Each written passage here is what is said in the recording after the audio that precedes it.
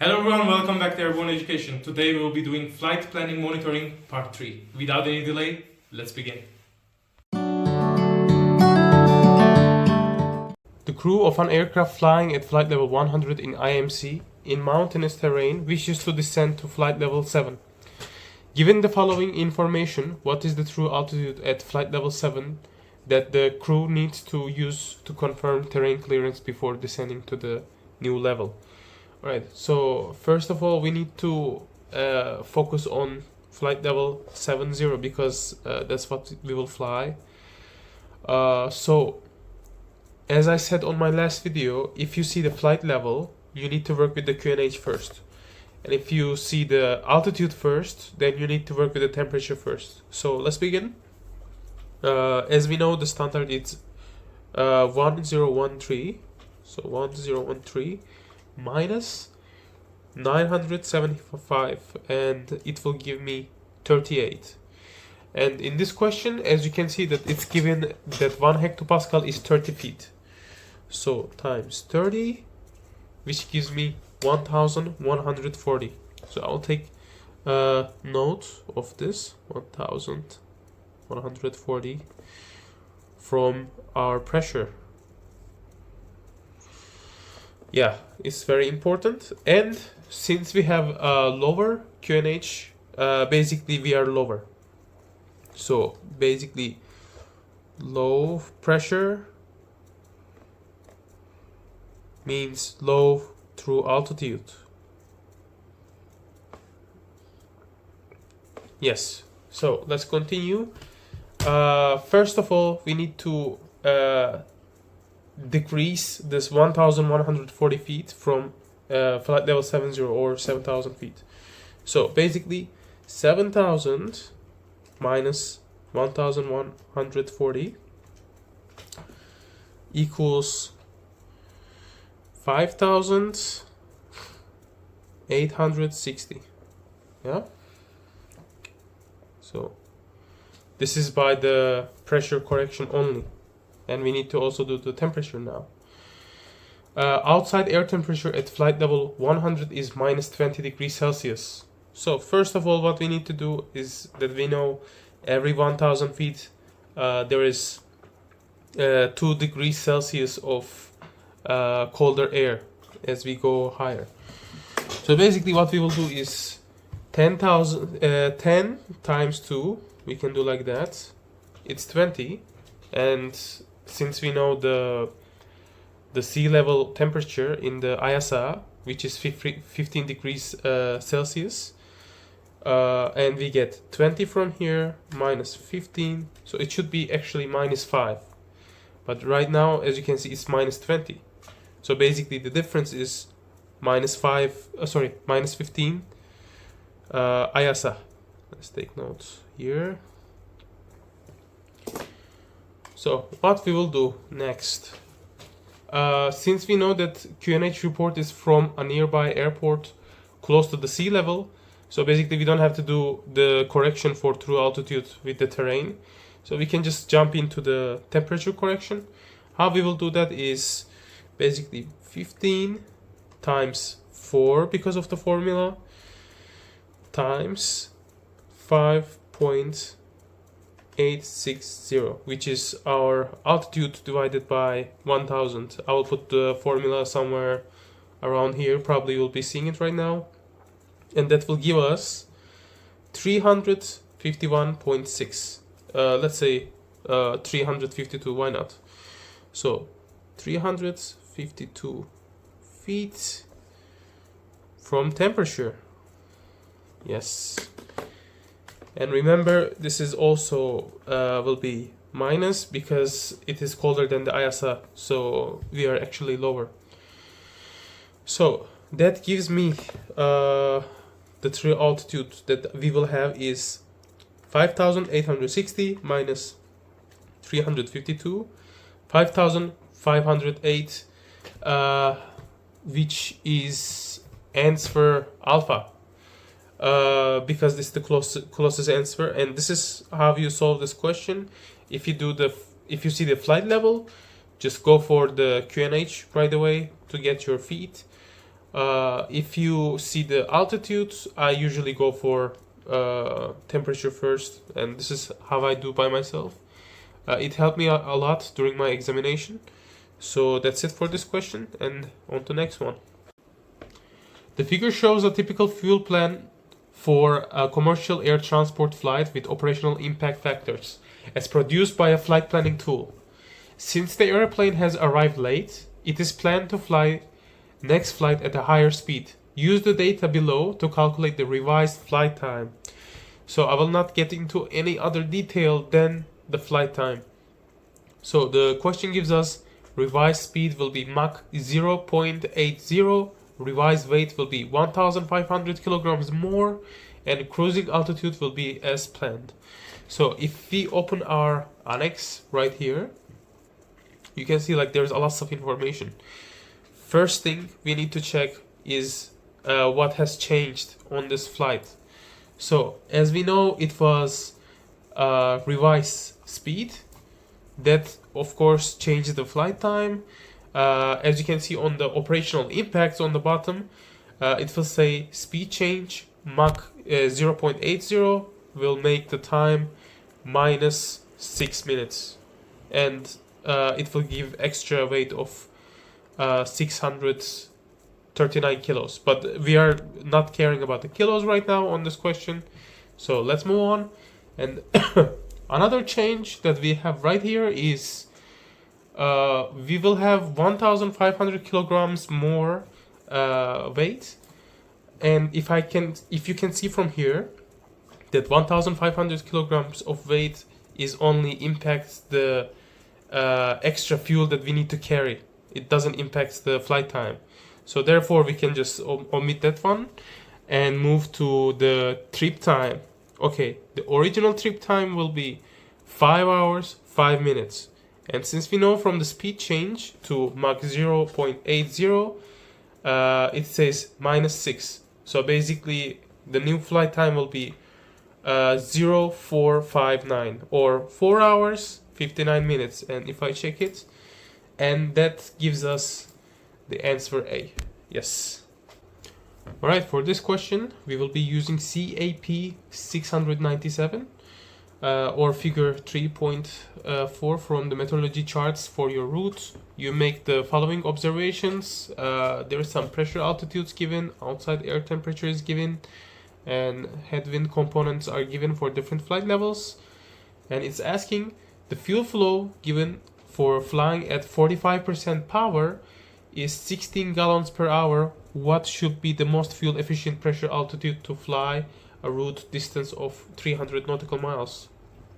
Alright, so the most important thing in this question is we need to know our ground speed. Therefore, we need to also know our true airspeed. How we will find that? And if you will open the annex right here, you can see that it's given us the pressure altitude, the percentage of power that we have, which is 45% long range, as you can see on the chart. So what we have to do is we should begin. Unfortunately, I know it's really time consuming, but you need to start by doing all of them one by one. Like, I don't know any faster way. If you guys know, please leave it on the comments. Maybe it will help other people. So basically what I do by myself is put the outside air temperature first on the bottom. Then I rise my finger or my ruler towards the altitude that I will fly, pressure altitude. Then I move my cursor towards 45%, then go down to find my true airspeed. After I find my true airspeed, basically I decrease the headwind component and know my ground speed. Why it's important? Because basically you have like fuel burn is 16 gallons per hour, and it will not change if you have headwind, tailwind, or it doesn't matter. You will burn this amount per this time. So basically, if you want to fly it more efficient, you need to fly faster. So the fastest you will get is the correct answer on this one. As I said, like, you have to try it one by one. I know it's really time consuming. I hate it too, but what you can do sometimes. And for this question, the answer will be 6,000 feet. I also put the annexes while I'm explaining. I hope this will help you get through your examination. One last time, if you know any faster way, please leave it on the comments so we all can share and learn together. And thank you very much. Right, we have another CAP 697 or figure 4.3.6. Given the following information, find the minimum required alternate fuel for an IFR commercial air transport flight. So it's basically asking for the minimum required alternate fuel. Duration is 8 hours to a destination for which the operator has nominated two destination alternates, alternate 1 and alternate 2 at the destination. Meteorological information is available. Weather conditions are expected to be above the planning minima within ETA plus minus 1 hour. 2 runways are available and usable. The ceiling will be 1,500 feet and the ground visibility will be 4 kilometers. And it's given like distance to alternate 1, distance to alternate 2, and basically headwind, tailwind, and landing mass at alternates. Right, so as you can see, they're asking us find the minimum required alternate fuel for an IFR commercial. Okay, so if I open my annex right here, you can see like we will not use the top left because it says like time to alternate, but as I said, like they are asking for the minimum required alternate fuel. So basically we will be working with the bottom right and the middle sections of this annex. First of all, we need to put both of them, both alternate 1 and alternate 2. So let's begin with the alternate 1. Why not? Basically I will start from the bottom and I will raise to 0 nautical miles wind, and I will just put my cursor there from the distance 200 nautical miles to 0, and probably you'll be seeing the whole explanation annex. Then from there I will rise myself up to 50 nautical miles headwind component, and from there I will rise myself up to 55 tons because it's given on the question that our landing weight at the alternate will be 55 tons. So basically I will just move up until I reach the 55 tons, and then I will move horizontal. I'll get approximately 1,900 for alternate 1. So for alternate 2 we will do the same thing. It says distance to alternate 2 is 275. So I will start from 275, go to 0 knots, and then I need to move to tailwind component is 25, so I should move to down, left, follow the black lines, like the reference lines. Then after it's 25, I will move again to 55 tons, then move horizontal again to the right. For me, I find 2,000, but I know in the explanation it says like 2,100, something like that. But anyway, even with some little mistakes, alternate 1 will have lower fuel required. So basically the answer will be 1,900. We have to take that one because it's asking for the minimum required alternate fuel. I repeat this sentence like 4 times on this question because I was making wrong answers during my ATPL examination. Then I saw one comment and it was saying, be careful, it's asking for minimum required alternate fuel. So sometimes it can ask for maximum or some other stuff, like for example the meteorological factors can be play role here, and the alternate 1 is not available or something like that. So please be very careful with what they're asking for, then you can move on with the question. And if you're really good with these annexes, then you will have no problem with these type of questions. If you understand what you should do when you first see the annex within 2-3 seconds, then these type of questions is done for you, and that's it. Right, for pre-flight planning purposes, what is the block fuel required for a 2 hours and 24 minutes cruise time with a Class Bravo multi-engined piston aircraft? The departure aerodrome will be used as an alternate in nil wind condition. Assume the basic fuel seam without variations applied. Alright, for this type of questions, I use a formula called TTCAF. TTCAF. And we will go one by one to understand. First T stands for taxi, all right? And in the question, it's given as 10 liters, so I'll just put here 10. 10 liters, yeah? So on the question, it's also given us the departure, go around, approach, and landing fuels, which is also should be included in the trip fuel. So I will just add here plus 60 liters from the trip fuel. Now let's calculate the trip fuel. So we have 2 hours and 24 minutes flight time, and the normal fuel consumption will be 95 liters. So if I will divide 24 by 60, it will give me 0.4 plus 2 hours of flight. So it's 2.4 hours of flight. And I will multiply this number by 95 because this is our normal fuel consumption, which gives me 228 liters plus 60 that we said like for other stuffs. So in total it will be 288 liters. Yes. Now let's move on to the next one. It's C. C stands for contingency fuel. So we have 288 liters and we need 5% of it. How we will do that is basically I do 288 times 0.05, which gives me 14.4. Let's be precise. So I will just write here 14. Oh my god.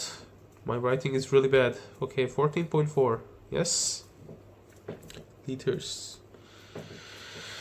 Alright, next one is alternate. Okay, since we know the alternate in the question is given as our departure aerodrome, so we need to add another 288 liters. So it's like equals 288 liters.